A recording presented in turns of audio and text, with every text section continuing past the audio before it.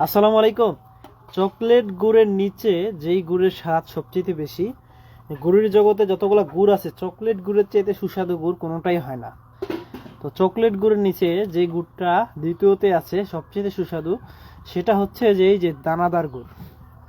আমরা আমাদের একটা প্রজেক্টে আজকে সবগুলা দানাদার গুড় বানিয়েছি। এই যে দেখেন, মানে এতটা সুস্বাদু, এটা আপনারা খাইলে বুঝতে পারবেন এতটা স্বাদ। আমরা যে যে জার্কিন করে দিব, এই জার্কিন না কেটে এই গুড় বের করা সম্ভব নয়। এই যে চমৎকার গুড় দেখেন। তো যাই হোক, আমরা কাকা একটু চেতায় ধরেন, একটু এদিকে কাট করে ধরেন। আমরা গুড়গুলা জারে তুলতেছি।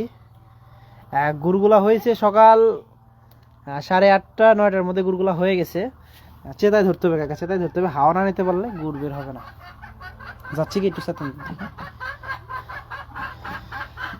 যাই হোক, আর কিছু বলার নাই। সকালে ভালো থাকবেন, সুস্থ থাকবেন, আর দানাদার গুড় যারা নেবেন অগ্রিম অর্ডার করে রাখুন। আসসালামু আলাইকুম রহমতুল্লাহ।